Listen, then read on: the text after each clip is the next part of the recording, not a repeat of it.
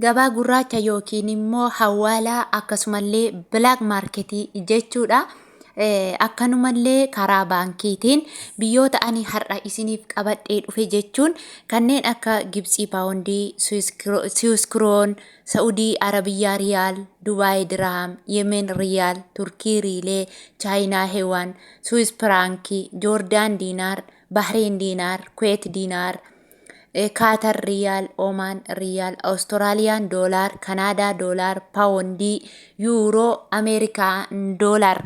Walumaa galatti waan ani har'a isinii qabadhee dhufe biyyoota 16 jechuudha. Itti fayyadama keessan isintu beeka. Yeroon isiniin jedhu kan karaa gabaa gurraachaa fayyadamtan jirtu, kan immoo karaa baankii fayyadamtan jirtu.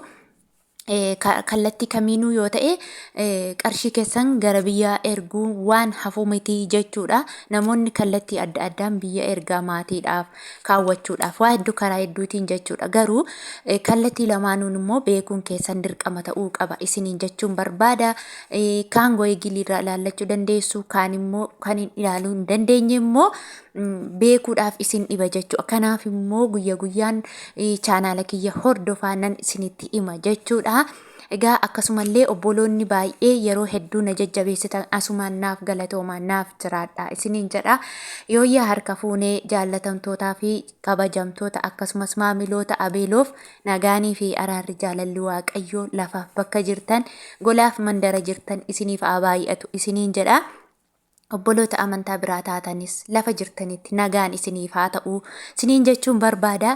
Egaa guyyaa har'aa jechuudha waa'ee sharafaa irratti kanan isinii qabadhee dhufe jechuudha. Jijjiirama yeroon argu guyyaa 2 guyyaa 3 gidduutti jechuudha. Yeroon jijjiirama argu nan isinitti hima jechuudha. Warri chaanaala kanaaf haaraa taatan subscribe, like, share godha. Obbolootan keessan bira share godha waliin geessisa. Laayikiin keessan anaan na jajjabeessa. Laayik yoo gootan wanta isin kaffaltan baasii baastan takkallee hin qabu jechuudha. Egaa guyyaa har'aa karaa baankii fi gabaa gurraachaatiin yeroon isiniif himu Swiss firankirraa isinii ka'a jechuudha.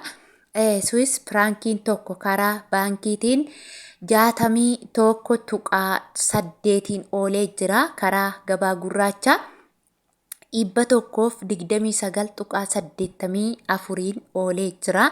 Inni itti aanu Joordaan diinaariidha. Joordaan diinaarri tokko karaa baankii 81.15 oolee jira. Karaa gabaa gurraachaa 163.4 oolee jira jechuudha. Inni itti aanu Bahreen diinaariidha. Bahreen diinaarri tokko karaa baankii 152.50 oolee jira.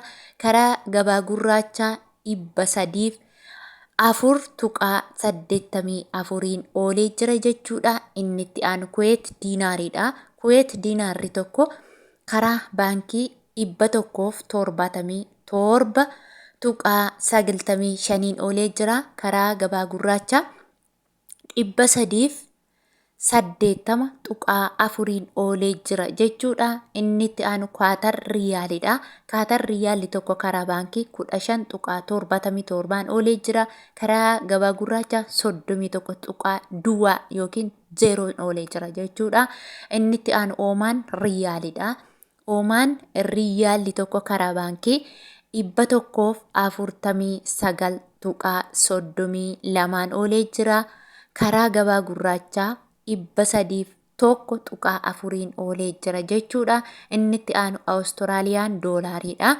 Awustiraaliyaan doolaarri tokko karaa baankii 34.80 oolee jira. Karaa gabaa gurraachaa 76.68 oolee jira jechuudha. Inni itti aanu Kanaadaa doolaariidha.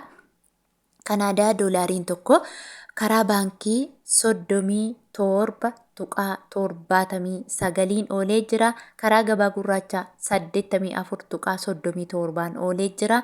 Inni itti aanu paawundiidha.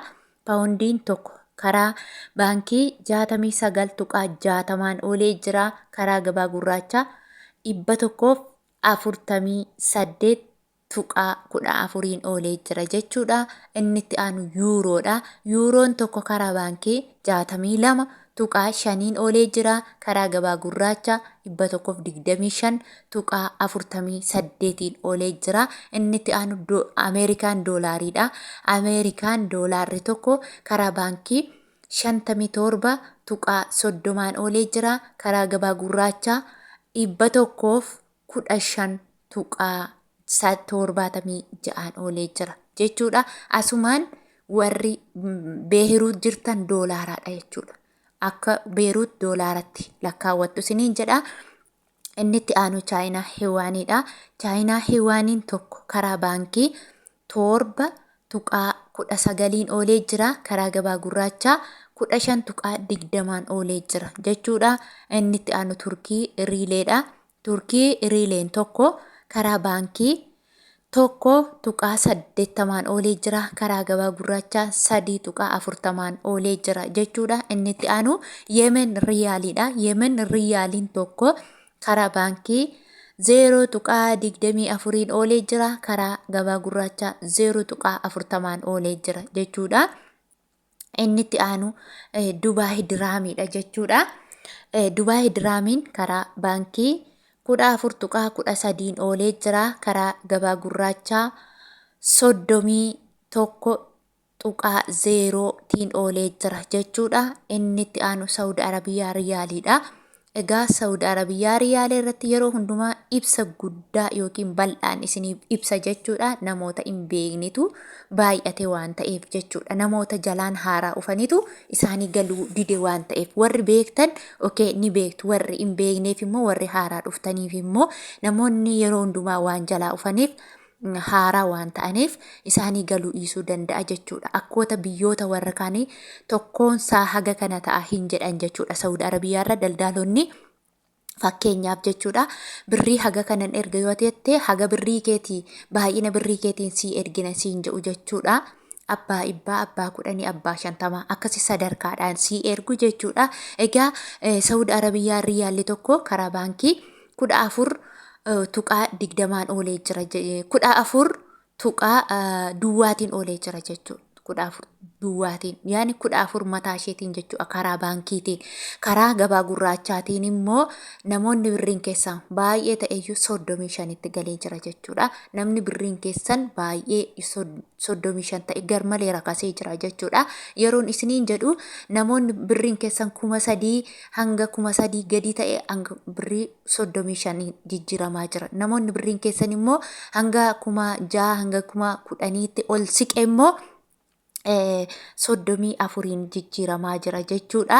Yeroon isiniin jedhu example fakkeenyaaf 6,000 qabda yoo taate 6,000 baay'isuu 1,000 hiruu 34f jetta jechuudha. Yoommoo birriin kee 3,000 4,000 2 ta'e immoo fakkeenyaaf 2,000 baay'isuu 1,000 hiruu 35f jetta jechuudha. Kan ittiin baay'istan yeroo hundumaa 1,000 baay'istu jechuudha. Kan hirtan immoo birrii baay'ee yoo ta'e 34f, birrii xiqqoo yoo ta'e immoo 35f hirtu jechuudha. Isinii gala je'eetiin abdii guddaan qaba. Baay'een keessan nuu galuu dide waan jettaniif yeroo hedduu irratti waqtii fudhadheetiin ifa isinii godha. Akkasumallee namni isinii galuu dide immoo koomentii jalatti illee kaaha. Irra deebi'een koomentii jalatti illee barreeffama ifaa ta'eetiin isinii barreessa jechuun barbaada. Kanatti aansu Swiidin Kirooniidha. Swiidin Kirooniin tokko jechuudha. Karaa baankii 5 tuqaa 54 oolee jira. Karaa gabaa gurraachaa 11 tuqaa duwwaatiin oolee jira. 11 mataa ishee jechuudha duwwaa yeroon isinii jedhu. Akkasumallee Gibsii Paawundiidha. Gibsii Paawundiin tokko karaa baankii 1 tuqaa 25 oolee jira. Karaa gabaa gurraachaa 2 tuqaa 4 oolee jira jechuudha. Egaa hordoftootaaf jaallatamtoota kabajamtoota kiyya qophiin koo har'aa asirratti xumurama jechuudha. Hanga guyyaa biraa maal irra akka geenyeen isinii dhufutti turtii gaarii isiniif haa ta'u. Lafa nagaa turaa isiniin jedha. Akkasumallee laayikii keessan na barbaachisa waan ta'eef laayikis naa godha, na jajjabeessaa. Ciao.